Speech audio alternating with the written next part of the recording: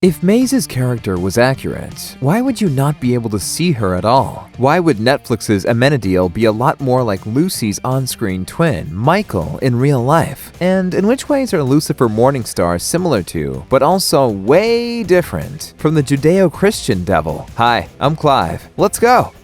Mazikeen, the mischievous one.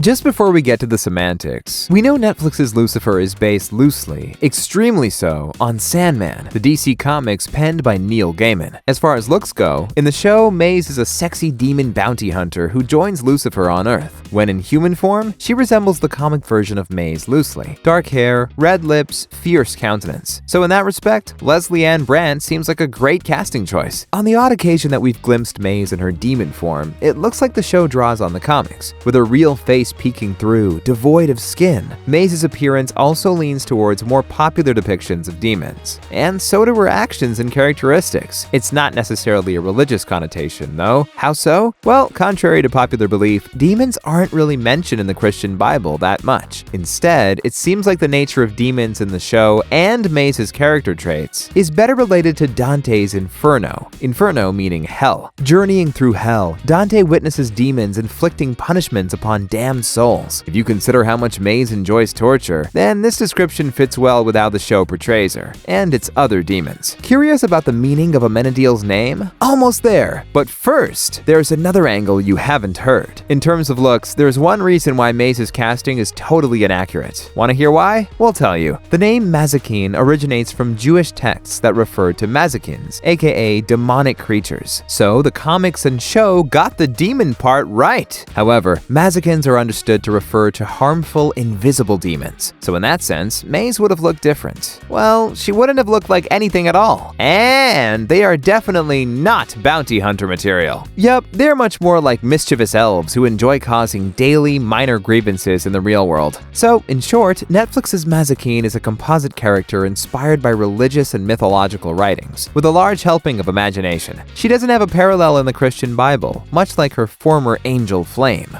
Amenadiel, the name of a demon?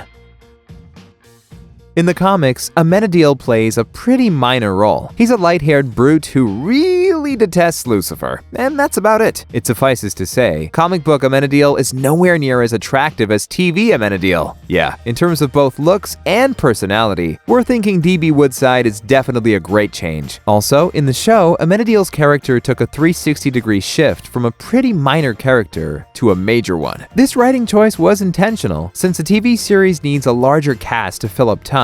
In fact, in the series, Amenadiel differs from the rest. That's because his character was created from scratch to flesh out the storyline and make it more interesting to watch. Now, speaking about character traits, we know the show depicts him as an angel of light who only wants to do good. Remember, on our screens, he's one of the most powerful archangels of God, since he was one of the first angels created. Is it the same in the Bible? The answer is nope. That's because, 1. The Bible makes no mention of Amenadiel, and 2. Amenadiel is not a real angel. He was made up for the comic books and TV. As far as we can tell, the Bible only mentioned 2 angels by name, Gabriel and Michael. Sounds familiar? In the show, evil twin Michael definitely doesn't fit the bill of an angel, right? But keep watching for more on that. Back to business. There are 2 other books that do mention Amenadiel. The first is the Ars Thursia, a book of demonic conjurations by King Solomon. The second is the Book of Enoch, an ancient Judaic text with information about the divine realm and angelic hierarchy. You might be shocked to hear that, in both texts, Amenadiel is not a good guy. Quite the contrary. In the former book, Amenadiel is described as a demon of day and night, who has a prominent black aura. And in the latter, Amenadiel is said to be a fallen angel, a rebel who wants to create a new kingdom without his father God. Apparently, Amenadiel was defeated by Archangel Michael and sent to hell along with other angels that took part in the revolt. Phew! So in that sense, the show is pretty different from religious history, right? Yeah, it looks like the writers decided to mix things up quite a bit. Michael, evil twin or heroic archangel? As you might suspect by now, if you consult various religious texts, Luci's evil twin wouldn't be as, well, evil. Also, the twin wouldn't even exist. In mainstream Christianity, Michael was actually the archangel who led God's armies against Lucifer's during the Heavenly War. Let me just jump the gun a bit here, but the show took great artistic liberties with Lucifer himself as well. But more on that soon. So to sum it up, Michael isn't the bad guy in history. Have you seen the famous picture of Michael and the dragon? In it, Michael spears down the dragon, who is said to be Lucifer. The devil was then banished to the underworld for eternity. Or so the story goes. Since you can see how the show differs from history, let's not jabber on about why the real Michael wouldn't have black wings as we see on the show. It's clear that the casting for Michael isn't accurate. But hey, no one's complaining about getting to see Hunkalicious Tom Ellis twice, and hearing his American accent is also pretty cool. We also don't mind seeing a former Smallville hunk again. Marcus Pierce, the first murderer. In Season 3, Pierce is a major character who had us all fooled for a long time. We later learn that Pierce is leading a double life as the crime lord, the Sinnerman. Also, he just happens to be the immortal Cain, firstborn son of Adam and Eve. No biggie, right? This is one part the show borrowed from both the Sandman comics and the Bible, although creative changes were obviously made. In the biblical narrative, Cain was the first murderer, having killed his brother Abel out of jealousy. As punishment, he was cursed to wander the earth forever. The same concept is followed within the DC Comics stories. In the show, Cain briefly allies with Lucifer in order to erase the mark of Cain, so that he may break the curse and finally die. So the only similarity Pierce and Cain share is the name. The rest is fantasy. About the casting, suffice it to say Tom Welling doesn't really resemble the historical Cain, or the comic book version. Curious about how Lucifer would have looked different? Let's first get to Eve, then we'll tell you. Eve, the first sinner. Of course, they didn't have cameras in the time of the Bible, and the texts don't really describe what Eve looked like. Instead, the Bible focused on the history of Eve's actions. You know, eating from the forbidden tree after being tempted by the serpent, aka Satan. Eve reportedly shared the apple with Adam, her husband, and as a result, both were expelled from the Garden of Eden. In any case, back to looks. In historical paintings and drawings, Eve is always depicted as curvy and fair-skinned with flowing brown hair. If we look at Inbar Lavie in the role of Eve, the show clearly took inspiration from that look and nailed it. We're not complaining. Inbar is gorgeous. The show got creative with Eve's backstory, suggesting she'd escaped heaven in search of Lucifer. The rest of her character development is fiction, talking about the devil himself. Lucifer Morningstar, not your typical devil.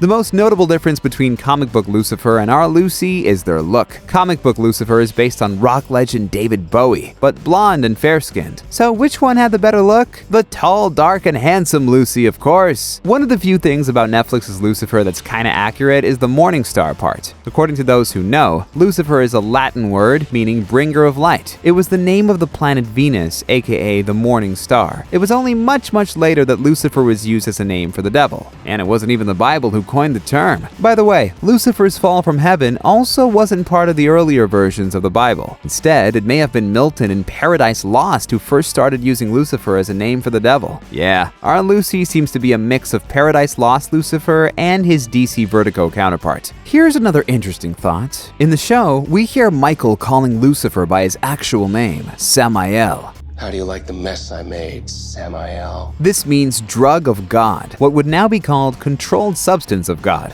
On the other hand, in Jewish folklore, Samael is the name of Satan, who is not a fallen angel in Jewish tradition, but is more like the left hand of God. Well, it's clear that the history of Lucifer is not straightforward. One thing that's well accepted, though, is that the devil is often regarded as a personification of evil. On that note, I'm sure you'd agree that our Luci is definitely not that. Sure, he starts out more like your typical devil, but as the show progresses, we can see many different qualities in him. For example, not liking criminals, and having a soft side. We're sure the real devil loves criminals. In terms of appearance, we're pretty sure the real devil isn't tall, dark, and handsome like Luci's human form. However, one thing the show got right is Lucifer's real look. On the rare occasions that Luci revealed his true form, he had red-tinted skin. Tick! Glowing eyes. Yep. Horns. Nope. But the general look seems pretty scary. Other than that, our Luci and the actual devil seem like different characters altogether. And that's definitely not a bad thing. To wrap up, it's fair to say the TV series differs a lot from the Judeo-Christian canon. Still, the show mostly follows the broad strokes of religious mythology, namely the existence of God as creator, the war in heaven that led to Lucifer being cast out, the story of Adam and Eve in the garden, and some others, only with a Hollywood or DC Comics twist. If you like this, why not check out our behind the scenes video? Until next time, stay awesome!